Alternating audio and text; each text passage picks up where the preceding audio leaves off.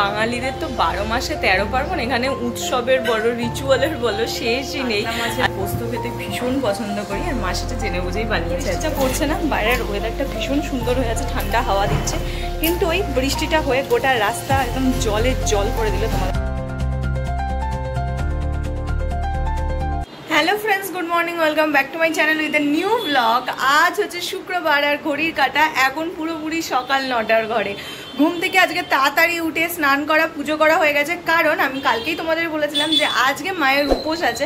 তো সকাল সকাল ওই জন্য মানে উপোসের কিছু রিচুয়ালস আছে যেগুলো সকালবেলাই করতে হবে, সেই জন্য মা সকাল সকাল আমাকে ঘুম থেকে তুলে দিয়েছে। তো এনিওয়েজ চলো তাহলে, আজকে যখন ঘুম থেকে উঠেই পড়েছি, স্নান পুজো সমস্ত কিছু কমপ্লিট হয়ে গেছে, আজকের ভিডিওটা আমি এখন থেকেই শুরু করছি, আর তোমরাও দেখতে থাকো আজকে সারাদিন আমি ঠিক কী করে কাটাচ্ছি। তো চলো আজকের দিনটা এখন থেকেই শুরু করে দিই। মা সকাল থেকে এত তাড়া দিয়েছে যে তাড়াতাড়ি কর আমাকে, মানে যেটা আর কি বললাম রিচুয়াল আছে, আমি তোমাদেরকে দেখাবো। তো সেই কারণে আমি এমনি এতটাই তাড়াতে ছিলাম, আমি স্নান করে তাড়াতাড়ি করে কোনো রকমের স্কিন কেয়ার করে আমি পুজো দিতে চলে গেছি, আমার খেয়ালই নেই ময়শ্চারাইজার লাগাইনি। এখন আমার ঠাকুর ঘর থেকে বেরিয়ে ভিডিওটা করতে করতে কি জানি কি মনে হলো, এই আমি তো মনে হচ্ছে না ময়শ্চারাইজার দিয়েছি মুখে, তারপরে দেখলাম হ্যাঁ আমি মুখে ময়শ্চারাইজার দিইনি।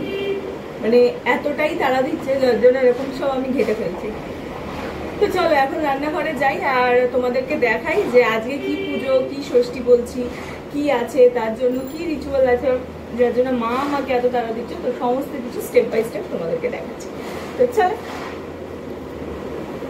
মা এখানে কোমরে হাত দিয়ে দাঁড়িয়ে আছো কেন?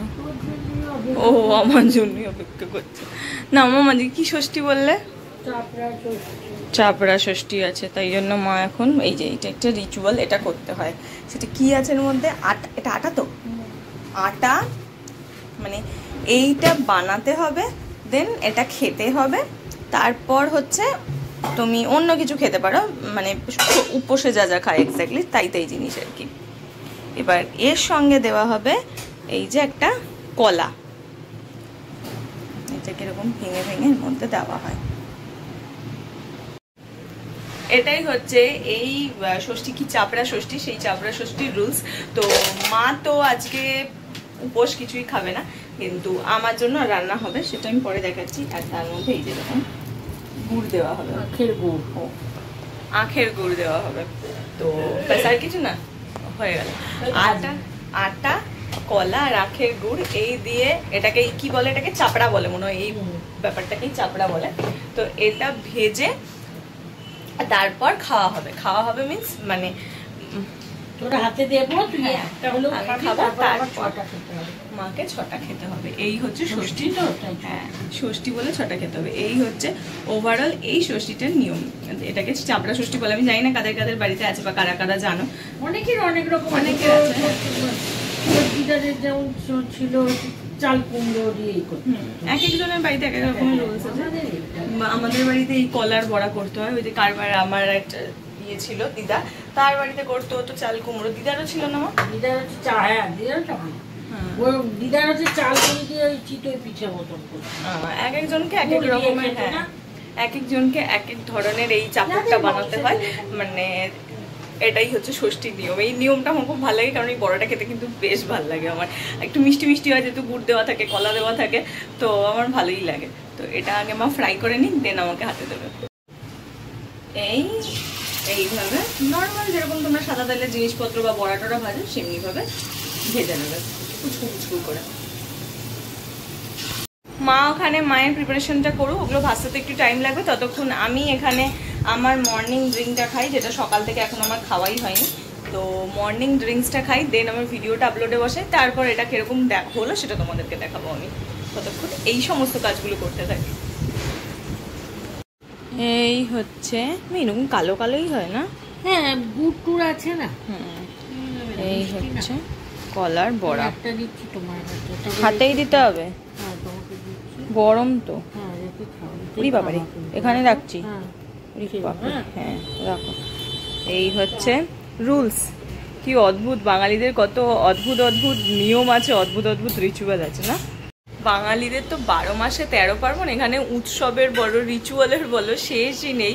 আর কিন্তু আমার খুব ভালো লাগে, বাঙালিদের অনেক ধরনের রিচুয়াল আছে যেগুলো জানি না, বা রিচুয়ালগুলো এতটাই সুন্দর, বেশ করতেও ভাল লাগে আর দেখতেও ভাল লাগে।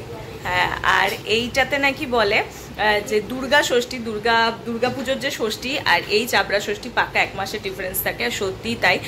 নেক্সট মান্থে আজকের দিনে সপ্তমী বা হয়তো ষষ্ঠী এখনও লেগে থাকবে, এরকম কিছু নিয়ম আছে। আমি তো দেখিনি কখন লাগা ছাড়া, কিন্তু হিসাব মতো দুর্গা ষষ্ঠী আর এই ষষ্ঠীর মধ্যে 1 মাসের ডিফারেন্স হয়, আর তাই সত্যিকারের তো এই পুচকো পুচকো রিচুয়ালসগুলো বেশ ভালো লাগে পুরোনো দিনের। তো অনেকেই জানে না, অনেকের বাড়িতে নেইও, আর ইভেন এখন কারোর বাড়িতে হয়ও না। তো তাই ভাবলাম তোমাদের সঙ্গে এই রিচুয়ালটি একটু ছোট্ট করে শেয়ার করে দিই যখন আমি ভিডিও করছি, তো সেই কারণে।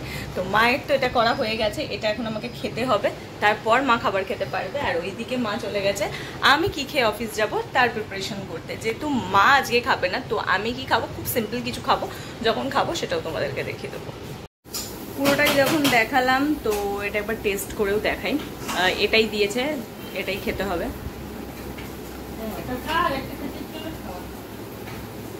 গরম, ভেতরটা এমন হয় কিন্তু খেতে বেশ ভালো হয়, মিষ্টি মিষ্টি, যেরকম গুড় আছে, কলা আছে, ভালোই লাগে খেতে আমার।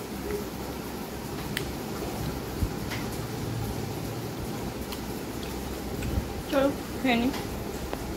এরপরে ভিডিও আপলোড করতে বসিয়েছি, দেখা যাচ্ছে কিনা জানি না, বাঁ হাতে করছি তো। একবার মা এগুলো খাবে, তারপর মা আজকে সারাদিন উপোস, রাত্রেবেলা খাবে হচ্ছে পরোটা, লুচি, এই জাতীয়। দেখতে দেখতে ঘড়ির কাঁটাও প্রায় 10টার দিকে, তো আমার খাওয়ার সময় হয়েই গেছে। তো আমি খেতে বসেছি। আর আজ যেহেতু আমি একা খাবো, মা খুব সিম্পল রান্না করেছে, কিন্তু আমার খুব পছন্দের মেনু রান্না করেছে। তো দেখিয়ে দিই তোমাদেরকে আমার পছন্দের মেনু বলতে আমি কি কি বলছি। এখানে রয়েছে ভাত, একটু ঘি দেওয়া রয়েছে দেখছো, আর এটা হচ্ছে আলুর চোখা যেটাকে বলে, আর তার সঙ্গে রয়েছে আমার মোস্ট ফেভারিট কাতলা মাছের পোস্ত, একটা বড় পেটির পিস রয়েছে, আর তার সঙ্গে পোস্ত। এইটা মানে এটা দিয়ে আমি খেয়ে নিতে পারি গোটা ভাত, আমার এইগুলোর কিচ্ছুর প্রয়োজন পড়ে না। কাতলা মাছের পোস্ত খেতে ভীষণ পছন্দ করি, আর মা সেটা জেনে বুঝেই বানিয়েছে আজকে, কারণ আমি একা খাবো, অল্প কিছুই রান্না করবে, বেশি কিছু রান্না করবে না। তো আমি মাকে এই আলু চোখাটা বলেছিলাম মাছের কিছু একটু প্রিপারেশন করে দাও, তো সেই কারণে মা আমার পছন্দের পোস্ত বানিয়েছে আজকে। তো চলো বেশি কথা না বলে তাড়াতাড়ি করে খেয়ে নিই, কারণ প্রায় 10টা বাজতেই যায়। গান শুনতে শুনতে আমি রেডি হচ্ছিলাম, আর বাইরের ওয়েদারটা দেখো, মুষলধারে বৃষ্টি পড়া। মানে আমি হঠাৎ করে পর্দাটা টানাই ছিল, আওয়াজটা পেয়ে খুললাম, দেখি রোদের মধ্যে এভাবে মুষলধারে বৃষ্টি হচ্ছে। দেখো ঠিক অফিসে বেরানোর আগে গোটা রাস্তাটা কাদা কাদা কাদা কাদা না করলে হবে না। পুরো ওয়েদারটা ভালোই ছিল, হঠাৎ করে আবার বৃষ্টিটা শুরু হলো। এই বৃষ্টি আর মনে হচ্ছে না 2025-এ আমাদের পেছন ছাড়বে। সেই কবে থেকে লাগাতার লেগে যাচ্ছে, আমরা বিরক্ত রকম হয়ে যাচ্ছি এত বৃষ্টিতে, মানে অত্যাচারিত ব্যাপার স্যাপার। ছাতা ছাড়া কিচ্ছু করা যাচ্ছে না, সর্বত্র মধ্যে ট্যাগে করে ছাতাটাকে নিয়ে যেতে হবে। আমার ভালো লাগে না, এই বেরোনোর সময় পুরো রাস্তাটা কাদা হয়ে গেল।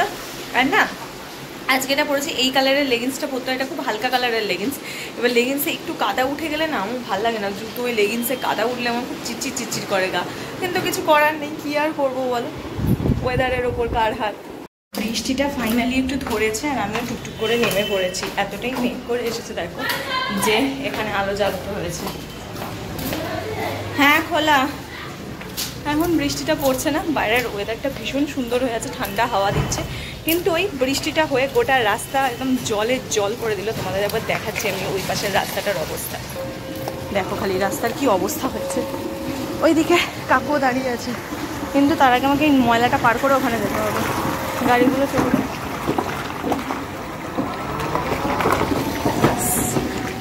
চলো, একটুখানি বৃষ্টি হতেই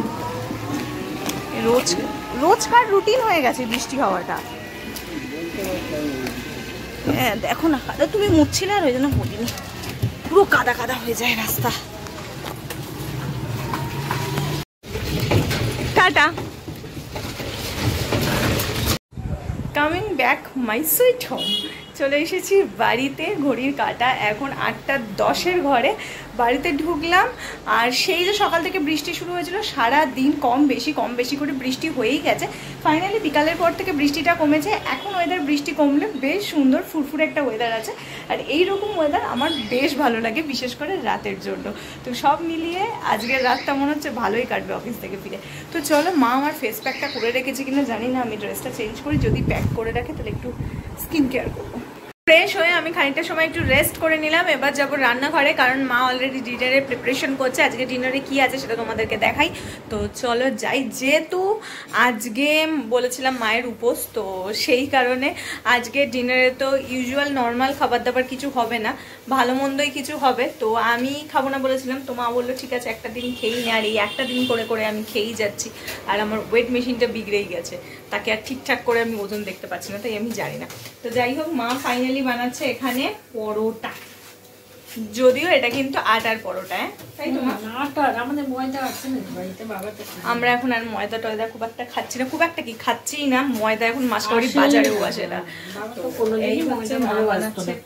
বাবা কিন্তু আমি বিয়ের পর থেকে দেখি কোনোদিনই ময়দার পরোটা বাবা ভালোবাসতো না, দেখিস নি?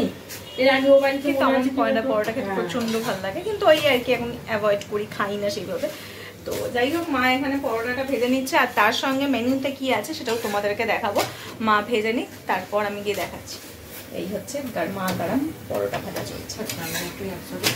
এখন খিদে পেয়ে গেছে? ও খাইনি তো। হ্যাঁ ঠিক আছে, খাবার নিয়ে নাও। একদম দুজন মিলে একসঙ্গে আজকে বসে গল্প করতে করতে খাবো, কারণ মায়ের খিদে পেয়ে গেছে।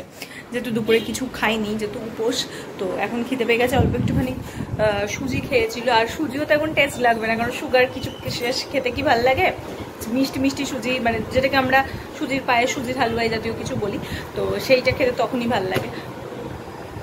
তো সেই কারণে মা তখন মানে খাইনি সেইভাবে, অল্প একটু খেয়েছে। তো ঠিক আছে, এখন 9টা তো বাজছেই, আমি আর মা তাড়াতাড়ি করে দুদিন আজকে একসঙ্গে ডিনার করবো। এই হচ্ছে আজকের মেনু। এখানে পরোটা, আর এখানে হচ্ছে ছোলার ডাল। যেহেতু আলু টালু এখন খাবো না, নাহলে আমি বলতাম সাদা আলুর তরকারি করো। তো ঠিক আছে, ছোলার ডাল আর পরোটা, এই হচ্ছে আজকের খাবার। মায়ের সুগারটা আর একটু কমলে তারপর আমরা সাদা আলুর তরকারি দিয়েও খাবো।